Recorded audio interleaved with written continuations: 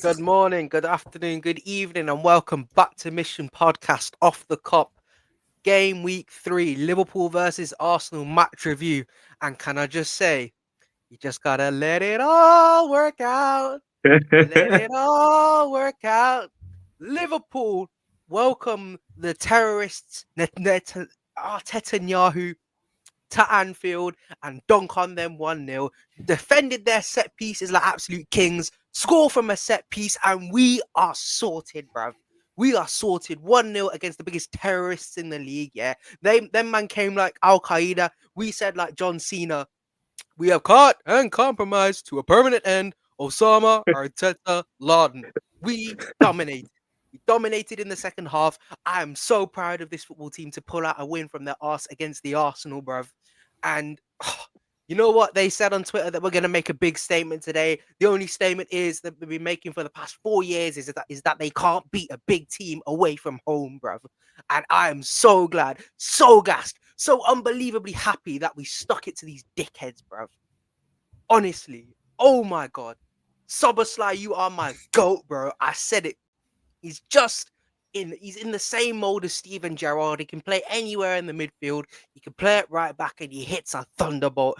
And again, I'm not saying he's exactly like Steven Gerrard, but he's the closest archetype that we have got to a Steven Gerrard in a midfielder for God knows how long. My hero. You know what? I can't say anything better than that. Like that was one of the best post-match review starts that we could get. Like it shows how much we as a fan base, bro. It shows how much of a fan base we hate Arsenal. Like, to be fair, a couple years ago, Arsenal weren't even a team that I used to hate. Like Arsenal, one of my favorite teams, and literally since about 2022, since they started getting into like title races, that's when they started getting lippy. And even their fans yesterday, they were all getting lippy. They were like, "That's it. Tomorrow's going to be the day that we finally win at Anfield." And Dominic Soboslai just said, "Shut up and relax." That's it. He literally just told us fans, he's there. He was confident in himself to score that free kick, and it just proves that we've got men. And like these lot have got boys. That's it. That's so true though. Like, oh my god. I think one of the funniest things though is when I was watching we watched the first 2 games of the season, Bournemouth and Newcastle, and Liverpool were noted on the timeline, rightly so, which is fair, by online Arsenal fans that we would be food on transition. I think these guys thought it was Ramadan today or something, man. They thought it was like 2009, 2010 Ramadan, bro, where it's August, and they're fasting from trying to score, bro. That literally, like, oh my god. I saw the stat today that Ryan made like 8 saves in the past 2 games and had conceded 0 goals. And Allison, they were trying to compare the 2 keepers, in it. And you know how Rio Ferdinand says, just enjoy him, man. I'm telling you, Allison would not have let that in, bro. That was a rocket and a half, yeah. But questions have to be asked about David Raya. Gary Neville saying, he can't do much from that range. He can't do that much, bruv. Give it a rest, man. Give it a rest. Of Keeper course, should be Neville will much say better that. there. But Soboslai, chef's kiss, man. What a free kick. I'm having it both ways because Arsenal fans love having it both ways, man. I will make myself a permanent enemy to AFTV and all of these, man. Yeah, if these just don't get it. They just don't get it, man. Arsenal, bro. Oh my god, I hate so many Arsenal fans, right? I've got one Arsenal fan who's like he's one of my best mates, right? And he's pretty relaxed. He's very unlike the Arsenal online fan base, and I haven't been able to climb him.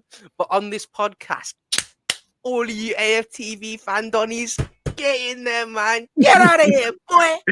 And we're gonna get Isak and we're gonna get Gahey, and we are gonna win this league, bro. We're doing it. Yeah, I think, of course, good game. And it's funny because I know you guys know this one Igal guy on Twitter, that Arsenal fan. He probably pops up on your timeline. So he did a Oh combined my 11 god. for Liverpool and Arsenal. And the first one he did was the keeper. And you know who he put? He goes like on form. He goes like, we're talking on form. Raya is better than Allison. That's fine. But when it comes to the striker and he needs to pick between Ekitike and Gyökeres, He picks Gyökeres because last season at Sporting he was good. See, this is the thing with Arsenal. They always contradict themselves. And I was thinking to myself during this game, you're going after the title. This is your third season now. You're going after the Premier League title. And then I was thinking to myself here, the previous Premier League winners, no one has won the Premier League playing terrorism. No one has won the Premier League by just hoofing the ball for set pieces and just having man back. Like, I honestly don't understand how he thinks he's going to win the league title, but it might be the last season of Mikel Arteta, so we just got to cherish it because if he's not out the door this season, if he has not delivered the Champions League or Premier League, he's seeing that door because, again, look, they've spent £400 million this summer. So just enjoy it because we might not have many more Mikel Arteta moments in it. Yo, This a Mikel Arteta moment. I've never seen this guy have one notable moment. He has his arms crossed. He chews his gum. He raises his eyebrows like his moment is delusion. His moments are delusion in the interview. This guy being keeps scared. digging for gold, bro. You know that meme where where the guy keeps digging for gold and then he turns around and the other guy starts digging. There's no gold for Arsenal at the moment, man. There's nothing there, bro. They're gonna keep digging and digging and digging, and it's gonna be like that 28 hours where that guy traps his arm and he has to like saw his arm off, bro. This is where Arteta's getting to the stage at the moment, and this is what Arsenal fans are getting to the stage at the moment. Their cycle of football will end eventually. It's going to end because I saw that formation that they put out. It was a 4-4-2 that had Marino up front with Victor Gyökeres, man. By the way, everyone was like, "Oh, Gyökeres, welcome to the league." I said, "Listen, this is a championship level striker scoring against a championship level team." And I'm not going to say I got cooked or anything because no one watches this podcast or anything of the sort. But if they did, I would have got cooked. Today, this guy. Ya Allah, I can't even begin to describe how horrible he is, man. This guy, Timberlands, he wears his Timberlands, bruv. He wears Beats headphones on his head whilst he's bopping around, fam. This guy is horrible. That's crazy. Like, oh my God. Like, guys, listen, I won't be able to be here for long today because I'm out, so I'm not already home. So sorry for that, guys. But I just want to say, hold that, Arsenal fans. They can hold that. Their first loss against a Big Six team came by a set piece, which is so ironic because these guys, all they do is literally all game they're trying to get corner and trying to have Rice in swing game, and he failed all game. Konate and Van Dijk were both monstrous all game today. Sobersley, shout out, best player on the pitch by far. I think Word's second off, much better. McAllister felt a bit sluggish to me. That maybe just be fitness. Kerkis, I think, did well for most of the game. Ekitike, again, I think his hold to play was good. Gakpo at times ineffective, but at other times, he was trying to do stuff. And Salah, I think, didn't have his best game. But yeah, that's about it, guys. I'm going to have to get going now, but have a good one. that was about as impactful a cameo as Endo today, man. See you, boys. See you later. So before we go on to show you the free kick that won the game, because I just want to watch this over and over again. ZK is also here today. Hashtag free Isak. We are one day away from the transfer deadline. So does today actually show that we need Isak? Is there going to be a time that we do need him? Yeah. Absolutely. I'm just intrigued. Like, that's all it is. Yeah. We definitely still need these. I think it's a 50-50, but what he's done now, there's no way we can leave him hanging. No chance, because it'll be awful. It'll be embarrassing for us. It will be embarrassing for us. So there's one day, and for him as well. Hopefully, I think we would have had news yesterday. I know this isn't the Isak episode, but I think we should get news by tonight, hopefully, because the deadline is tomorrow. So hopefully there's some news tonight. But it's been a month now. He's broken all bridges, so we've literally got to sign him now. Otherwise, we just look like dickheads. Fair enough. Yeah. Cool. Let's have a look at this goal then, because, bro, honestly, watch that over and over again. The Hey, dip bro, on it copyright, is innit? crazy. The dip Bro, on it is on crazy. the copyright, man. We got Danny's. I was gonna say Danny's. What you call it? It's on Danny's account because he's got the GIF. I bookmarked it as well. I'm gonna unbookmark it after, and I'm gonna take away the like and retweet as well. He don't deserve it. He gets enough juice. Have you seen the view from the ref cam? That was Bro, unbelievable. people call it ref cam woke, man. I love ref cam. It's I crazy. called ref cam woke after Newcastle, but Nah, I called it woke. I called it woke to I be fair, think- but I like it's it, man. unbelievable. It's I think the ref, unbelievable. I think the ref cam and then announcing VAR decisions is a very good step forward. VAR Yeah. decision Yeah, 100%. is good when the referee portrays his point why you've done it. And the ref cam is you get to see a close up of the players, isn't it? Like look at that free kick from the ref cam. The dip he gets on it is just amazing. And like I don't know what it was about this free kick from Soboslai. Like he's taken a lot of free kicks now. But when he stepped up to this one, it just felt like he was gonna slap it top bins. Yeah, it felt different, didn't it? You could Felt feel the so- aura, man. He was just like, move, man. This is my thing. And then he just, yeah, man. He just gave us the nut, the And nuttiest you know of what's nuts. perfect? Holiest You nut. know who conceded the foul? Zubi Dubi Doo. Zubi Dubi Doo. He was conceded the horrible, foul. man. He was He's horrible. one of the weakest midfielders I've ever seen. I don't know why we didn't take advantage of that, because we could have like proper bullied him and he would have been finished, because the only midfielder that they had was Rice. Marino was next to nothing today. Wow. Zubimendi, but look at that. That is just like, Sexy. look at it, man. I think any other game, Bubs, we bully him because Yeah, 100%. the reason. Okay, so like in that midfield, the only one you can want to put on Zubimendi was Gravenberch. But if you put Gravenberch or Zubimendi, that's spacing behind. But if you have Soboslai playing 10, and this is why I personally wanted Soboslai to play 10, so you just put pressure on Zubimendi. But when we have them at the Emirates, we'll have Frimpong fit hopefully, so we could just absolutely pressure Zubimendi because he's weak. And even his main strength passing, like there was only once or twice like I saw him a line breaking pass, which put Madueke through. But other than that, it was just short passing. Nothing really of much he can do. Blessing in disguise that we never got him, to be honest. No. Considering how well Gravenberch played last season and has played well this season. I suppose Slot would have been able to adjust the midfield around Zubimendi. Yeah, But 100%. I just think it's like you say, it's that pressure, the lack of pressure being able to be put on Zubimendi. It's why I was considering, well, if Bradley was to start, Soboslai has to stay in the side. Soboslai isn't really going to be a great 6, so would he be better off in the 10? Does Wirtz drop out? I'm not sure.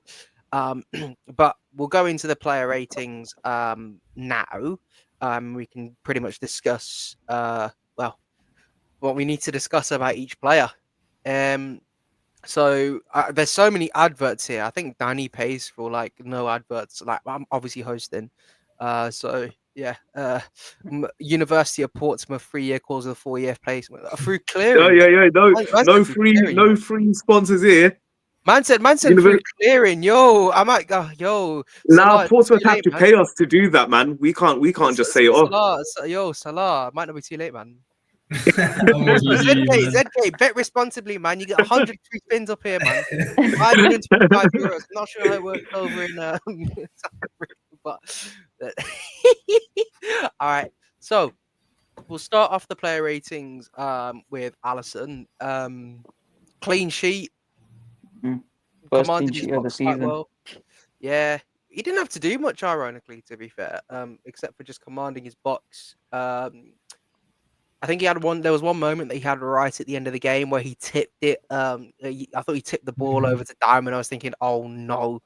But other than that, I think it's a solid 8-7. It's a clean sheet. He's done his job. Probably Yeah, 8 for me. commanded his box pretty nicely. And when he was called upon, he saved that he had one from Madueke in the first half, and then near the end to just tip it over. So again, and the thing is, you got to remember when Arsenal do their corner terrorism, they normally overcrowd the goalkeeper, and Alisson just pretty much dealt with it. He didn't let the goalkeepers. I mean, he didn't let the defenders get in his way like Gabriel. Just commanded his area pretty well. So yeah, I'll go for an 8 as well. Cool. We'll go for an 8. We got Captain Fantastic himself, Virgil van Dijk. Thought it was a perfect performance from him, to be honest. There was one moment that really irked me though about Van Dijk, and it wasn't even a defensive moment. Yeah, he should have just let. He should have taken the shot. He should have taken the shot. I'm surprised. I was so shocked when I saw him there. I was like normally he takes them shots as well. Yeah. Normally he would even pass. Who wants to pass too as well? Does he ever get in that position? Salah. The pass That's was what to I'm Salah. saying. Yes, that was a poor pass because Salah. You could see that Salah was getting crowded on anyway. So it was either take the shot or just pass it behind or sideways, not Salah. So other than that, I think he had a perfect game as well. I think 8 is fine for Van Dijk for me. I don't know what you guys will say. Nah, I'm giving him a 9. No, Nine, fair enough. No, I it needs a think clean sheet as well. I He think was in the first cold, half, man. I don't know what it was in the first half that our decision making was so poor. Where we were passing, who to who, even under the press, it was so poor. Thankfully, in the second half, like it became better gradually. But the first half, the decision making was awful, and it just goes back to that Van Dijk chance. He knows he's got a shot in him, just hits it. How old is Van Dijk now? 34. 30, 34. Crazy, yeah, crazy. My captain, he doesn't play like it. my captain. He's in his prime still, bro. Look at the Maldinis and flipping Ramoses, man. Yeah. I think When they this is were a in this legacy age, they season were for Van hitting Dijk. it. I think this season is where he cements himself as the greatest the Premier League has ever seen. And he goes into the Maldini, the Baresis, the Cannavaro conversation, you know. Yeah, I I think think he's he's surpassed. already. Yeah, I also think the same. But He's already. you know, we've got nostalgia, and also Liverpool bias as well. People always like to look at Italian football as the creme de la creme when it comes to defending, and you know, and they're not wrong. You know, Maldini, Baresi, Cannavaro, um, those type of players. They're in the even Nesta as well. They're in the upper echelons of defenders, but Van Dijk, I think, is in that conversation genuinely. His all-round game, he passes the ball better than any centre back that I've ever seen. Um, and you know he's very aggressive when he wants to be. His aerial ability is ridiculously good. He was able, like, even look at last week as well when he was up against Dan Burn, who I think is like 6'8" or something, and he was out jumping Dan Burn as well. So I have no doubts that Van Dijk could play across all eras. And I think in some other eras he would be in midfielder as well. Just by the way, just because of his pace, his passing ability, he could play pretty much. He could play in any era. I think he could in 2 or 3 years he will probably he will go down as the best defender of all time.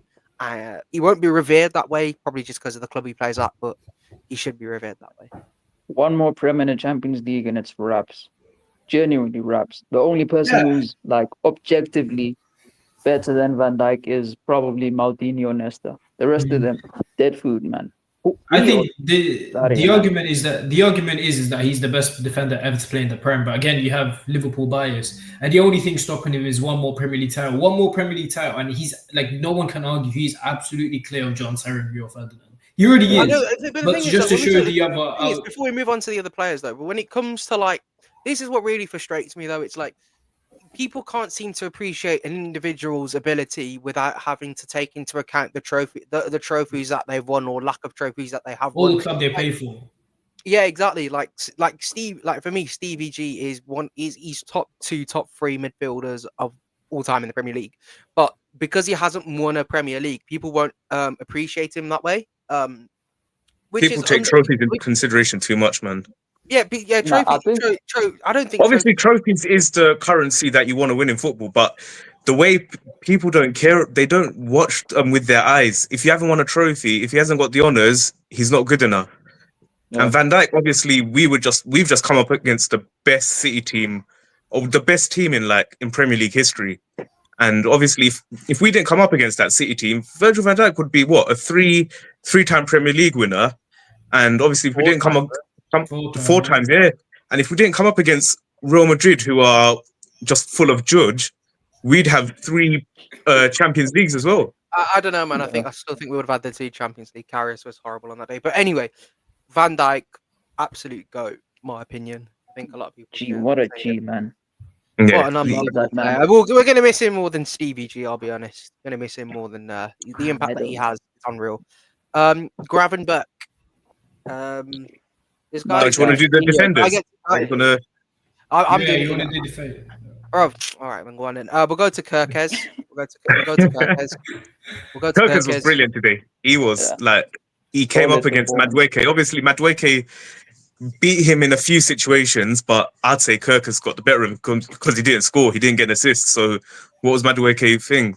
Kirkes, there was a chance Madueke had and Kirkes blocked it. Like, it was going in if he didn't block it. And I was just like, unbelievable. Yeah. Like, the first 2 games Kirkes played, he's been horrible. I wouldn't say horrible, but he hasn't had the best games against Bournemouth, against Newcastle. But today, I'd say that was a brilliant performance. I don't know what to give him though. I'm probably gonna side with you guys again on this one. I'll probably give him I'm like giving an him a 8. 7.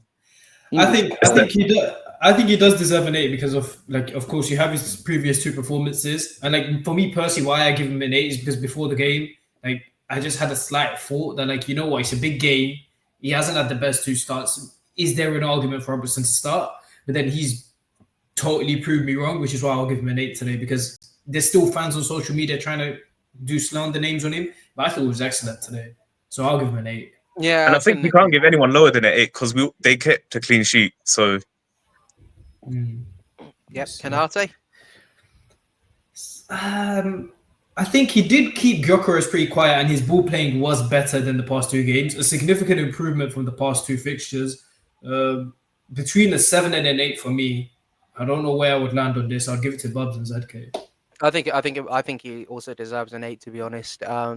yeah, I think it's an 8 as well. I was saying last week he shouldn't be pressured by he's a sentinel of the Liverpool defense. He needs to prove that, and he proved that, and I think he did a very good job improving that today. Not that Szoboszlai needed help against Martinelli, but if he ever did, I think on the 1 or 2 occasions he was able to shut him down and did a very good job with that. So I'm happy to give him an 8, to be honest. Yeah. If you I guys, Yeah, probably would I have agree. given him a 7, but I can't argue with the 8. 8, and hopefully he's not. Hopefully the injury isn't too serious too, because he did. if I it mean, is, then Even I then, think we hopefully go he for needs. Mark Gahey. That's it. That's what Yes, they got to do. Yeah. 24 hours, you have to go for obviously they want that 5 million, just go give it because now they know if Kanate is out for a while, we're going to be even more desperate than we currently are. So I'd say Galen just said they Praying haven't. because Gay they're doesn't get obviously injured today. singing over that 5 million, Galen- just give them 5 million and go get him.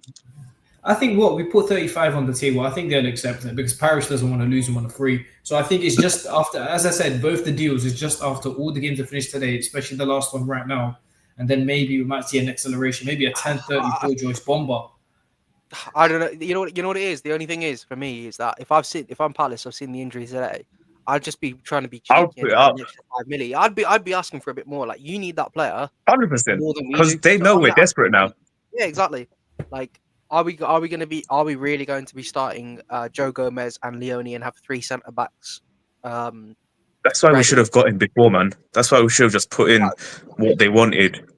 And now look, now we're going to be in a situation where Kanate, I don't know what the injury is. I haven't seen what Slot said, but hopefully it's not too bad. Where because it's international break now, so even then, even if it's a minimum of like 3-4 weeks, he's out for basically 2 weeks out at international. So that cuts it Burnley out a and bit. Everton he misses as well. He would miss Burnley and Everton, which isn't that And the big. Champions League game, the first one against Atletico Madrid, if he is out for a while. No, it's not. It's not. Look at that. Look, it's not. It's not the It's end of not. the It's world. not the. It's not the end of the world because it's Burnley, and Burnley away is a bit of a difficult tie, but we don't really need him for that. It's more so like the Everton game and the Madrid game where we'll require him. But like you're saying as well, just get Gahey and just basically put him in straight away.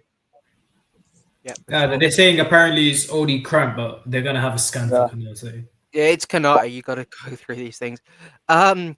Next up, the right back. I'm having no debate, and we 10, could. Yeah, yeah, I could. 10. Yeah, I could spin a 10. yarn about this guy forever. I don't think anyone would debate you for today's one. No, absolutely not. And he was a 10 last week, because he was He's a 10. always He a was 10, a man. 10 on Monday.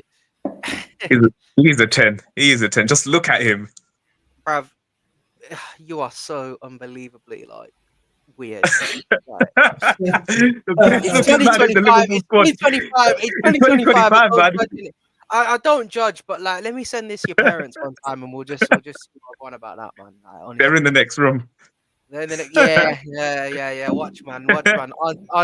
Auntie, uncle, bro. Auntie, uncle. Yeah, your son's moving weird, man. And you know what? I don't blame him. When it comes to Szoboszlai, oh my. You know what it is. I couldn't be more happier for a player like Szoboszlai. I think he's so unbelievably unselfish. Like the amount of running that he does for this team, his quality on the ball as well. That He's long so diagonal clutch that he as well, man. converts. Yeah, he's just, bro, and he's This is playing the in a This is him. position where he started just in pre-season. Like last season, he didn't play a single minute at right back. Yeah. yeah, because you had Yeah. Trent Before the liability Arnold there.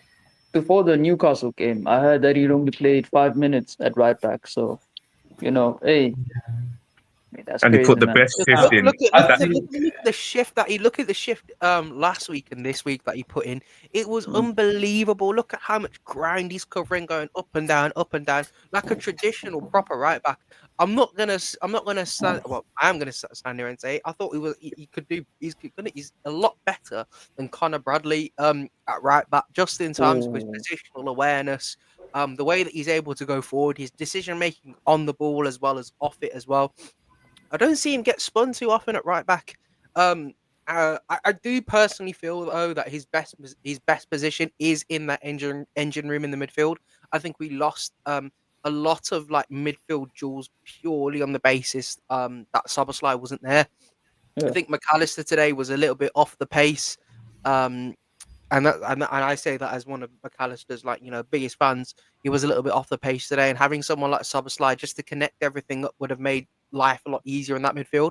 But wherever Soboslai plays, the entire team improves. And when he's not playing, you can see how depleted the team is. And I think this guy has to be playing every single game of football as and when possible, because you can see the drop off from when he doesn't play comparatively to when he does play. He makes the entire team better. Um, he makes the entire team better in terms of the work rate, in terms of the positions he covers, quality on the ball as well. I mean, free kick aside, some of the stuff that he was doing as well, unbelievable. Like, I could yeah. spin a yarn about this guy for time. I think it's sad. I think it's sad that it's taken him 2 games at right back for people to realize his worth. Because I've been going ever since he's joined the club. I've been going on about it for ages. That like you have fans like in group chats, you have your Kazis who are always saying like he's only changed now in these past 2 weeks. But for ever since Soboslai has joined until 2 weeks ago, he was anti Soboslai. And I used to tell him, in your big games, you don't see the work he does because it's not flashy. But the amount of energy he puts into that team, no one in our squad can match that. And he's a pivotal player. And if we do want to charge for the league again, we need him fully fit because he's like, for me, he's one of those like names on the team sheets. Like he goes straight onto Yeah. it because that's how key he is, in my opinion. Szoboszlai is probably like the final form of James Milner. James Milner was like a solid 6, 7 out of 10. Szoboszlai is like a solid Oh yeah, 7, 8 out of definitely. 10. Yeah. Like Basically, consistently just a Spanish he's Milner, insane, man. basically, like a more techie Milner. Yeah, basically. And I hated Szoboszlai for like a very long time. I had a solid agenda against Szoboszlai. It is widely documented on the internet that I hated this dude, man. With my guts. I hated every single fiber of his being. Every single little hair flick, every missed pass, every single dribble that led to a counterattack. I hated it all. But he changed drastically. Like, when was it? I think probably the past 6 months, maybe like February onwards, he's been on a tear, man. He's probably been one of our best players, since the start of the year. And yeah, I take it all back. I take it all back. I said some crazy shit about Soboslai, and I was right at the time, but now I'm obviously wrong. And big up Soboslai, man. Big up Soboslai. If anyone in the Liverpool squad is watching this and Sedge has an agenda against you, play well, because you eventually turn out to be good. That's all I'm saying. So Gravenberch. Madre I think mia.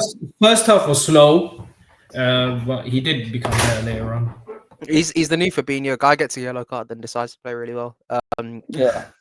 I'd say a 7. There was nothing I'd wrong give with him a his 7. I performance. think, There yeah, was it was. He didn't do too much. Like, obviously, that yellow was a bit. I don't even think that was a yellow, to be honest.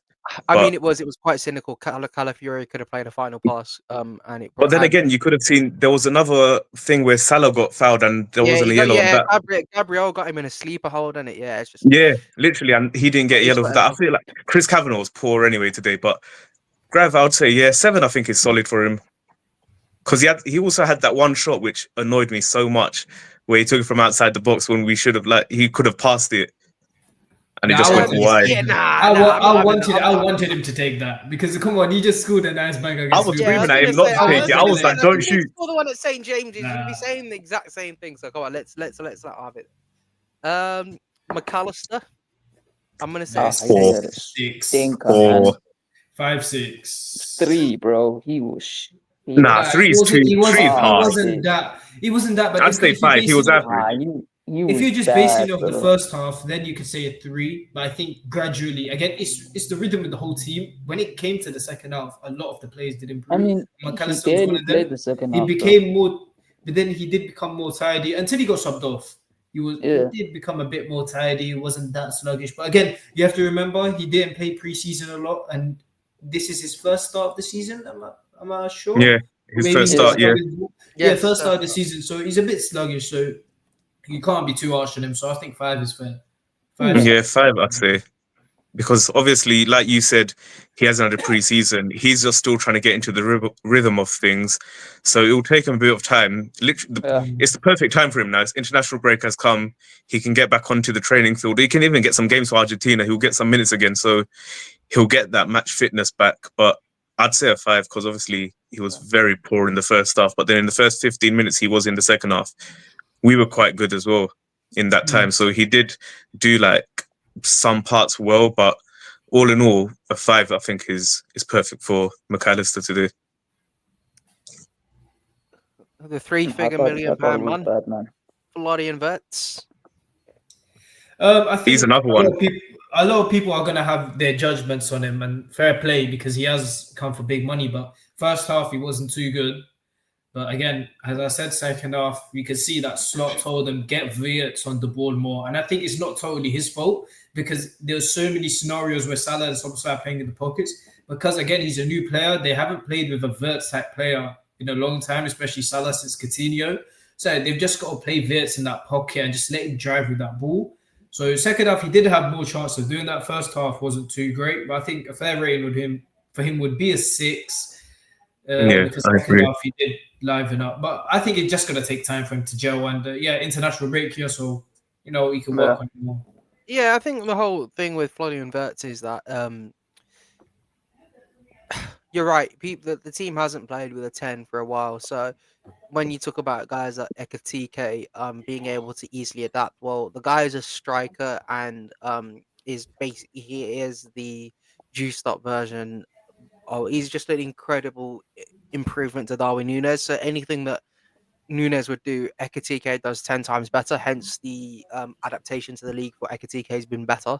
And the players are easily able to feed off that. Like you look at the way that Ekatike played in the Shield game against Palace, against Bournemouth, against Newcastle, even today as well. It's been quite an easy transition for Ekatike because he's a striker. But when you're talking about a midfield to attacking player, for Wirtz, I think a lot of people online have misprofiled him as this as a certain type of player as to what he should be. When he's in and around the 18, he needs to get in and around the 18-yard box. There was two passes that he played to Salah that I thought Salah on any other day probably would have put one of them away, at least one of them. He would have scored. There were two really bad touches from two very good Florian Wirtz passes. And if he got that shot off on his left foot, we would be singing his praises as well. Because he needs to be in and around the 18-yard box. Part of me also does think though that that when he was on the left, I thought, wow, okay, this is great. If he can just be able to take his man on, it's pretty freaking good. Not gonna lie, like this is, I don't know. I think he's misprofiled. He does need time. I do agree, but I also think that double standards from us Liverpool fans judging other players for not being able to adapt and then asking Verts to be given time. You've got to accept the fact that the slander is going to have to come to him. You can Mm. choose to ignore it. You can choose to accept it. Um, you know, it's whatever. But I've got a lot of faith in the fact that he will come good. I would like that to be sooner rather than later because of the amount of money that we put into him. But yeah, I'm a big believer in Florian Wirtz and he'll come good. Yeah. I agree with you. We just He need to was give him time, obviously man. poor in the first half. Oh, he was Very good in shocking. the second half. Yeah, he was horrible. But like you could even see Gary Neville was saying it a lot in commentary. He was so deep. Like we're on the attack and you see him starting in like the number 6 position. I'm just like, what are you doing there? You're meant to be the one who's part of the attack. You're meant to be part of the front three going to score. But hopefully he does like slot adjust him to like play from the left or something, or get him on the left, because you can see him drifting in from the left. He's much better there. And obviously it will take a lot of time for him to adjust, but the good thing is that we saw that glimpse in the second half where we know we've got a superstar of a player. And quick thing about his injuries, Slot saying that he's not injured, it was just a welcome to the Premier League. He didn't know he could have cramp in so many different places, so That's crazy. hopefully it's Yeah, not too bad. it's just simple. Just get him on the ball, get him in those tight spaces, half spaces, and you'll see him thrive. Simple as. Yeah, 100%. He's gonna come good. Eventually, it's gonna come good for us. And when it clicks, yeah, it's over for the league, man. It's just It's so over. it's the position. It's just gonna take time. Again, the figure that Hazard was talking about, but again, the position is different. The position he is in, it will take time. It's not like a striker where he's just gonna score straight away. It's different. Yeah, I think that's more on Slot though than Verts, because I think, like I said this the last time I was on here, that Verts isn't someone that you rely on to progress the ball from deep, whether it be through running or passing. Verts is someone that you have in the final third, and you like give that final pass, give that final shot, shoot, pass, whatever it may be. Just he's the final third action player, not someone that you have dropped down and then, push forward. In my opinion, at least. I could be wrong though. I could be wrong. I'm not a football coach. That is why I'm sitting in my couch or on my couch talking to you guys instead of, on the football pitch. But yeah, eventually it's going to click for Verts. Of course, absolutely. Let's go on to Mo Salah. And I think he was probably the worst player on the pitch today. From both sides. 3. Aside from Declan Rice's, if we looked at Declan Rice's set pieces, la hawla wa la quwwata illa billah, his set pieces were horrible. And he's probably the only person that rivals Salah in terms of being one of the worst on the pitch. But Yeah. I think Yeah, he was Salah, terrible. he was very much off color. To be fair though, Calafiori was very, very good against him today. They doubled up Calafiori and Gabriel onto Salah. They were pushing him out wide. And we know that Salah isn't a touchline winger. He's very much an in the box impact player. And he had 2 golden opportunities. What that Verts gave him, Salah kind of fluffed his lines. So those are the moments that Salah's made for, not any of this Eden Hazard trickery and Salah kind of he fluffed his lines. So I'm gonna give him a 4. I thought it was That was a sinful performance from Salah, man. Yeah. Good Lord above. Oh my days. I will never speak bad on him. He's my favorite ever player, but I can't give him more than a 4. Hopefully, he does find his form after the international break. But yeah, again, I don't know. I seen it somewhere. I don't know if it was on Twitter, but someone said that Trent playing and Trent bombing forward and going behind him allowed teams to not be able to double team on Salah. Like, what do you guys that's a think about lie that? though. Salah was still getting double teamed even Yeah, with Salah Trent was playing. still getting That's Yeah. doubled up bullshit, on last man. season as well. To be fair, he's been getting doubled up on for the last few seasons, obviously, because Yeah. he's the best player in the Premier League. So it's understandable that teams do that. But you can see today it was just too much. And like Hazard said, Calafiori was brilliant today. You can't take it away from him to keep Salah, to basically pocket Salah for 90 minutes. But for me, I say, yeah, you can't get higher than a 4. I was going to go 3. Just I'd one of probably give him those. a 3 too. He Just was one of those stinky, man. games. Just one Yeah. of those games. But the thing is, you can't say. The thing is about Salah, he's I'm not had doing this one. I'm giving for him the a 4. first 3 games, even the cup game, the first 4 games of the Yeah. season, he's been horrible. Like the first game, obviously against Bournemouth, he got the goal, which took out his poor performance that he had. Last game, obviously, he got the assist for Rio's goal. Again, another poor performance. And today, he had a poor performance without a goal and an assist. And today, he's getting slated by everyone because of the performance he had. But hopefully, international break has come. it gives them a bit of time to chill because obviously he's going to play. He's going to play for Egypt. Egypt don't play the best team, so he'll have like calm games where he's not doing too much. So hopefully he does come back after the international break, like the Salah of last season, and just kicks on from there. Yeah, Yeah, it's and the good just thing. sorry if I can just chime Yeah, in sure. there. Sorry. It's just the whole fact that he was pushed to the touchline, which is fine. That's not a problem. But the moments that we kind of count on him for, he didn't deliver in. And when you Mm. don't do that as a when you don't do that as a player, the name came up, Neil. When you don't do that as a world class player of his ability, and you don't make the most on those chances, if you can't impact the game outside of that, then you're naturally going to have a shit performance. Because he wasn't he Yeah. wasn't able to get in behind because Calafiori, to his credit, was I think Arsenal's best player on the pitch. And there's plenty of there's a lot of discourse around Salah. If he took those two chances, no one would be talking about his performance. Outside of that, you know. Because Verts And I gave think, him like Yeah. yeah, brilliant Yeah, opportunities to he gave him score. two very good opportunities. You know, those were two good opportunities. he should have hit that first time when he received it Yeah, from first from the yeah. left. Ungamoa comes to mind. I was thinking, oh, Rio would have hit that first time, man. Rio would have hit that first Bro, time. I'm thinking about a I think, 16-year-old hitting a ball first time when it comes to Mo Salah, bro. but This then guy's again, changed my life, fam. I think it's a good luxury we'll have this season, and hopefully, again, we have Monday tomorrow. Let's see if Isak comes in. But the luxury we have is that we talked about this on the pod towards the end of the last season.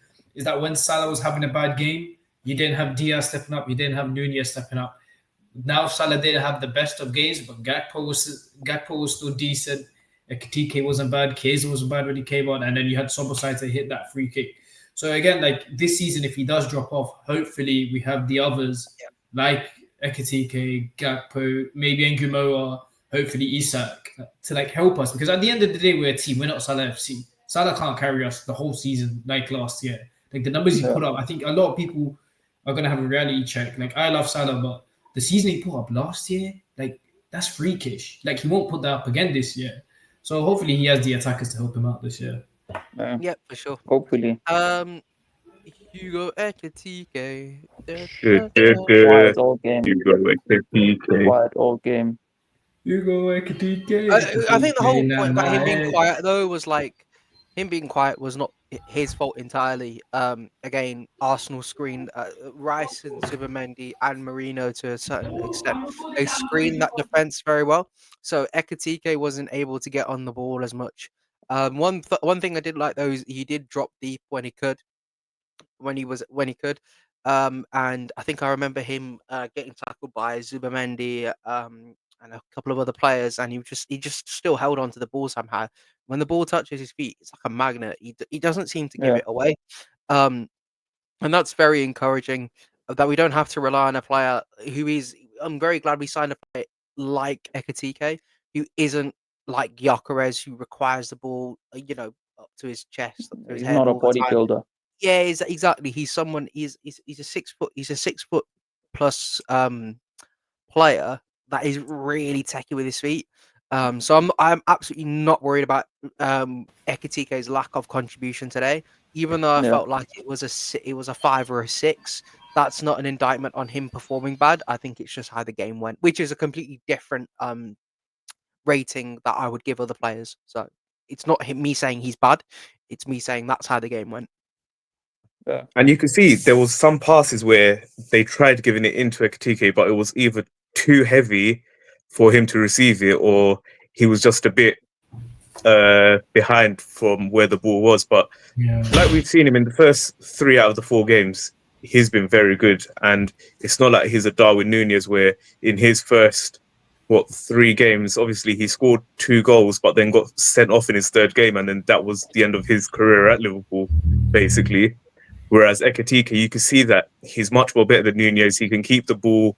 He can run so much like with the ball. Even like when he's on the left, he can run down and he can cut inside, beat a defender, beat his man.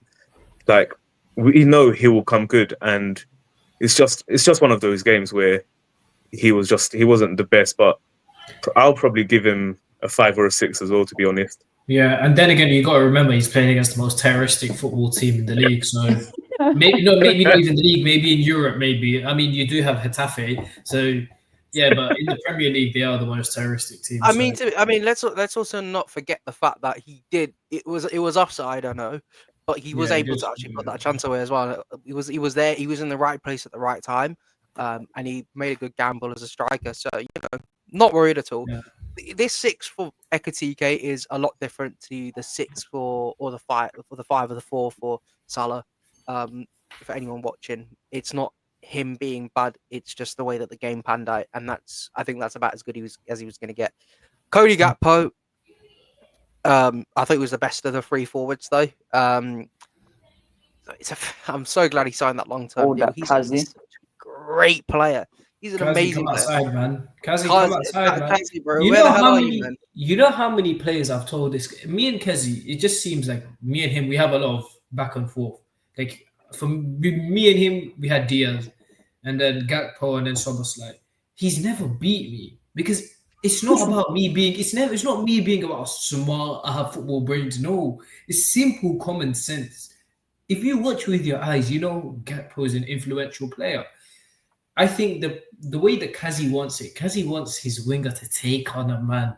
He wants his winger to be someone like a Liao, like a techie type guy. Yeah, Gakpo's not going to give you that. But what wins football games at the end of the day? Goals and assists. And Gakpo gives you that. Yeah. And even outside of goals and assists, he does pick the right pass that Diaz wouldn't. And then again, he's playing against Timber. Timber is really solid at right back. He's a centre back playing right back. So I think Gakpo did have a pretty good game overall. He was efficient in everything he did. I think 7 or 8 would be fair for him.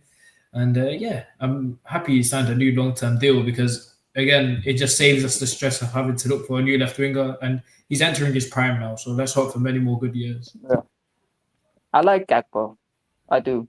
Genuinely, I do. But like, I feel like Gakpo's in a weird space right now in terms of his ability because he's in the purgatory of like he's too good to be a backup, but he's also not good enough to be like the absolute best option, you know? Like I feel like we can improve on him, but he wouldn't want to be a backup, he'd want to leave. But yeah, I love him. He had a great performance or solid performance. I'd probably give him a 7 out of 10.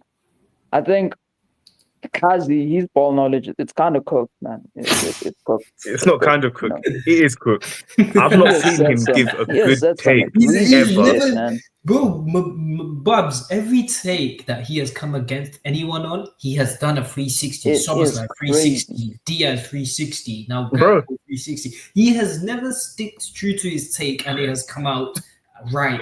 It's always been wrong. At that point, sorry, you just got to leave the football before the football leaves you, man.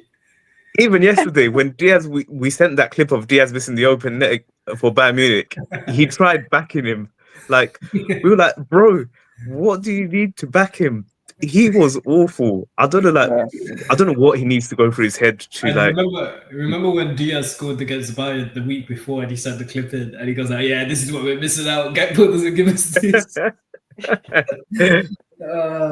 We need to get this Bundesliga, guy on, man. We need to get him on. I love Kazi, man. I don't. Yeah, Anyways, Kazi, we all love you, man. We all love you. It's all jokes at the end of the day. Cool. So, yeah, I kind of tuned out. I can't lie. You were talking about Kazi when we needed to talk about Gakpo. He was our best forward. So, yeah, I'm putting him as a 7. Curtis Jones, though, I thought he had a really good game today. I thought he was an 8. I thought he had a really good game when he came on. Controlled the tempo in the midfield. Just quietly went about his work. And I think he offered that match fitness that not Salah. Why am I thinking about McAllister wasn't able to offer. I said it last week. That having McAllister in that midfield would be 10 times better than having Curtis Jones. Obviously, that's at full fitness. But then I thought even at like McAllister's 80% to be better than Jones or what he is right now. But Jones kind of like, fair play, man. He shot me up right there. So, I'll give him. He controlled the game for us. Yeah, we were getting done in the tempo by Arsenal midfield, like not their midfield, by the whole like thing. And as soon as he came on, we kept it cool. We started getting more composed, and he started like making them passes that you need. Where McAllister normally does that, but obviously he hasn't got the fitness that he normally has. But like in these sort of games, you need that sort of Jones just to come off the bench, just to like keep it calm, get the tempo back into the game, and then hopefully like get an assist or just try and even get a goal in the game. Where people like obviously people don't rate Jones highly, but in these sort of games, this is where you need him coming off the bench and just controlling the tempo of the game with his energy as well. He's tenacious as a midfielder. He does his like he goes from one end to the other end so quickly, and it's just like there's obviously times where he passes it back or he just passes it sideways. He's like what Jordan Henderson used to do, but like you said, Hazard, that's what we needed. We just needed someone to control that tempo. I think I'll give Jones an 8 as well. I think in that sort of cameo he had, he was a very good. He was our best midfielder. I think I'd say today. Yeah, he's the perfect damage control midfielder. Whenever you have a fire, you just bring on Jones and he takes it out. But I feel like if Jones had even somewhat decent decision making, he'd probably be one of the best midfielders in the world. Because he has everything that you'd want in a midfielder. He's a good tempo controller. He can defend. Like Bob said, he's tenacious. He gets in the channel. He gets into the challenge. He's not afraid. He doesn't shy off from the challenge. You know what I'm saying? Even in big games, he shows up. As much as I've had my agendas against him and his brain dead decision making, he's a solid footballer at the end of the day. And yeah, I'd probably give him a 8 or a 9 for a sub performance as well. Yeah, very I think good a lot of performance people, from when it Jones. comes to Curtis Jones as well, we only seem to notice him in a bad way when he takes too long on the ball. I thought today he released the ball perfectly today, like in those little positions. I thought that's how you control tempos of the game. You don't hold the ball on for so long. The best players don't need to have 100 touches in a game to make the best impact. And I thought Jones was really good for that, really good value for that today. This is Danny's tier maker, so I wasn't able to get a picture of Joe Gomez, so we're going to use another photo of Curtis Jones here. Sorry, this may What come is this, across Hazard, man? What is slightly, this? might be slightly controversial. So we're just going to use it anyway. To be fair, Joe Gomez, he did that one. He had that one chance in, obviously not chance, where he just blocked it or he stopped it from going into the net. And Eze got in behind Szoboszlai, and then Gomez was there to put out the fire. I thought, God, we can't let this guy go, man. We cannot let this guy go. I think. well, James Pearce is saying that we're not going to let him go. So make of that what you will. He's gone there. James Pearce. I'm gonna give Joe Gomez a 7. I think he came on for the last 15 minutes and was really good. Didn't do anything wrong, but I feel like if you're gonna have a substitute performance and you want to have that, higher rating, you need to be up there, unless obviously you score a goal. So I'm gonna give him a 7.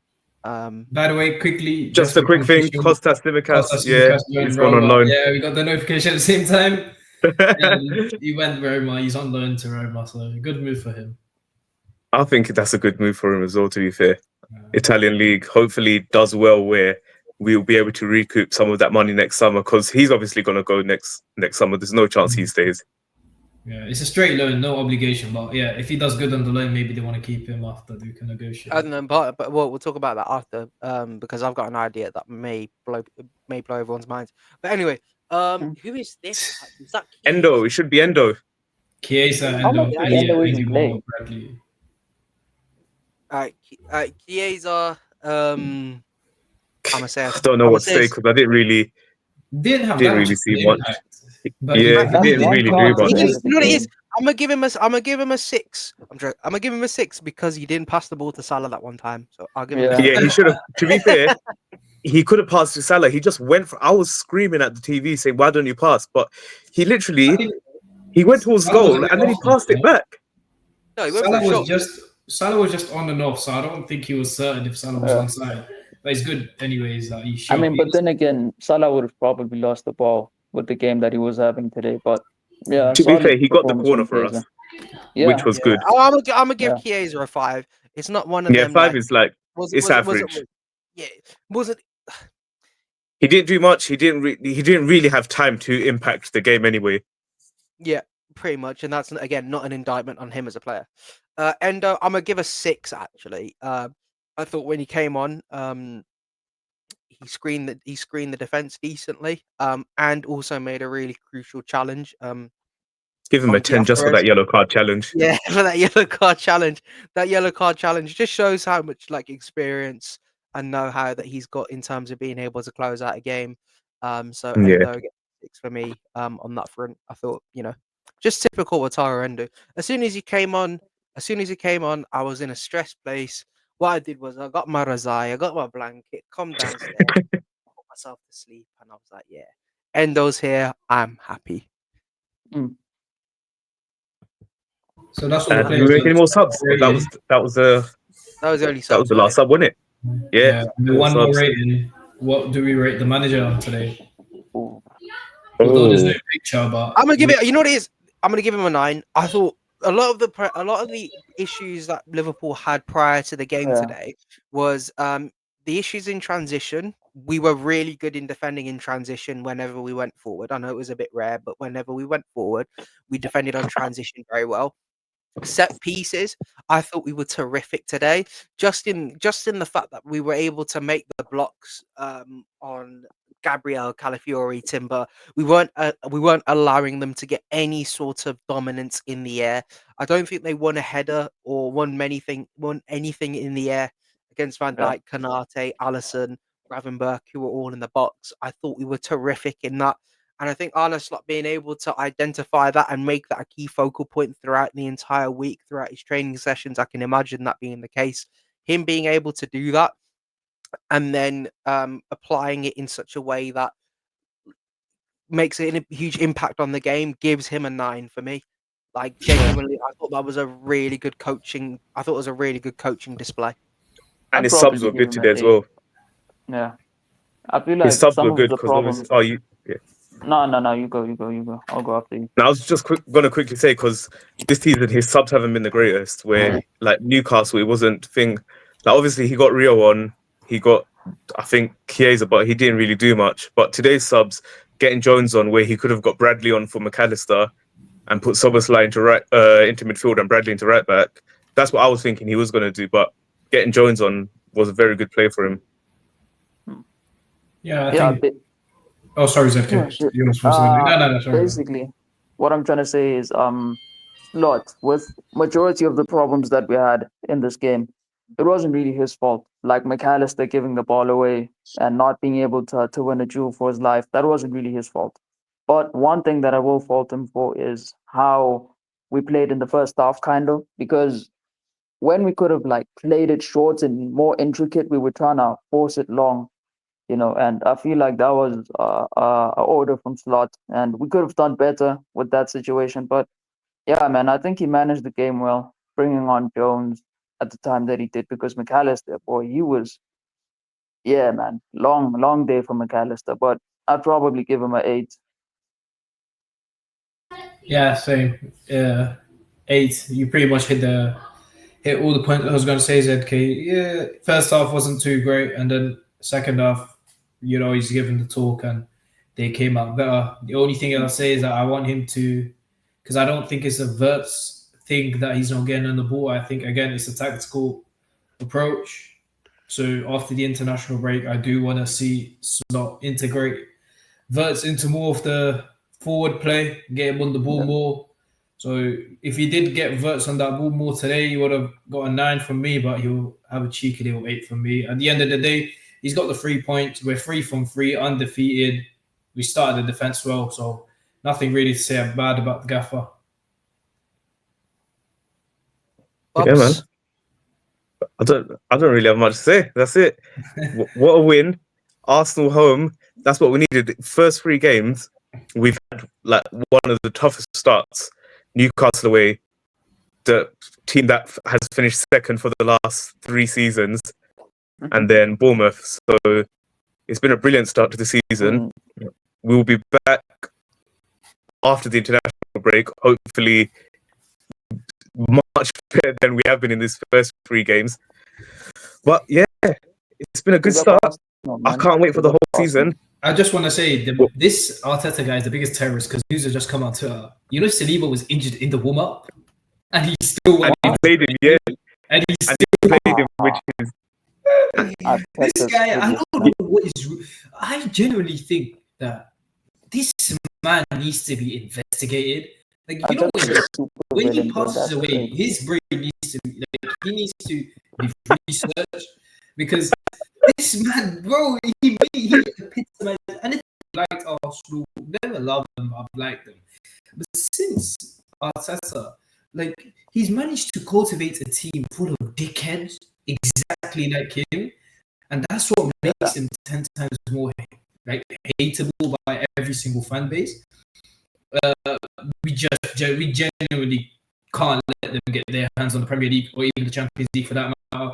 So yeah, maybe if he could get a cheeky little FA Cup, he manages to stay an Nah, extra fuck year or that, two. man. So it's good for us.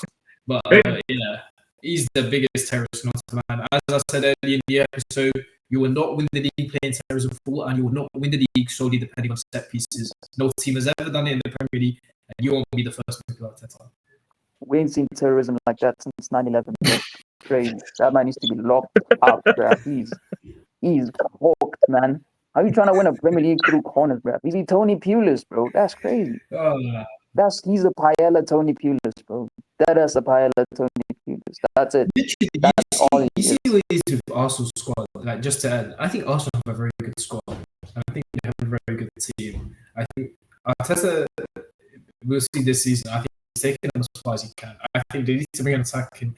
They need to bring in a manager who's purely going to give them attacking philosophy because they've got the players for it. And yeah, I guess we'll just see after this season if Arteta can take them anywhere far. But he has signed a new contract. If so Klopp God knows had what that they're doing. squad, he definitely wins the Premier League. He's- That's the absolute He bare spent minimum. 400 million without any outgoings. How much more do you want to give this man? Yeah. But imagine Klopp had that money, bro. Oh my days. Oh. Nah, he would have bought Julian Brandt and Mario Götze anyway. So no point. okay, Arteta, man. He's a clown. This is Liverpool. This is what we are made for. Arne Slot, he will be a two-time. I cannot wait to be at that parade again. But We're going to be made man. again. I'm going with you. This staff reunion is going to happen. We're gonna take Isaac comes in tomorrow. Mark Gay comes in tomorrow, and we will do that reunion.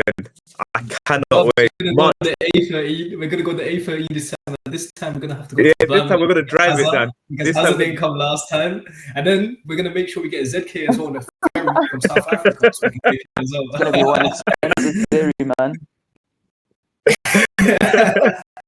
We'll fly you out, ZK. Don't worry. We'll do Mission Podcast. We'll go to the moon Yeah. and we'll fly you out to the Yeah. parade. Get the PJ ready, man. We will be there. Well, Not PJ yet. Ryanair. boys, nothing beats a Jet 2 holiday. Let's just put it out there, man. Nothing's gonna beat That will be ZK's Jet 2 holiday to Liverpool for the parade. Real And it cool, won't be bro. a Premier League parade. It will be one for the Champions League, Premier League, FA Cup, Carabao Cup. This is my Whatever trophies, what other trophies can we win? Super Bowl, World Cup. I don't know what else we can win. The Ashes, bro. The Ashes. We're going Everything. fam. Yeah, just to end on that, hopefully we sign Isak.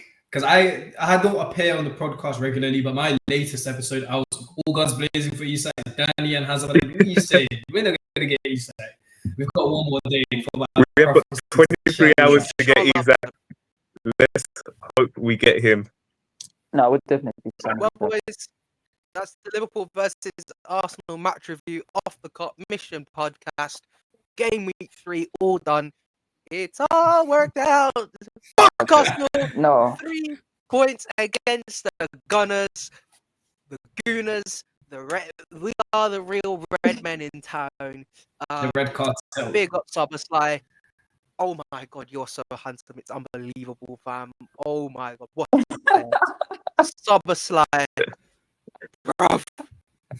Arsenal, you can hold that. Like, I just love looking through the timeline on my phone right now, and I'm just seeing Arsenal fans crash out. But great day for us Liverpool fans. Hopefully, we see Mark Gahey, Alexander Isak coming to Liverpool by tomorrow, and hopefully more wins for us. I can't imagine us losing at the moment, because if we do, then I'm gonna absolutely tear into Liverpool for losing. But we're not gonna lose. We're winning. We beat fucking Arsenal.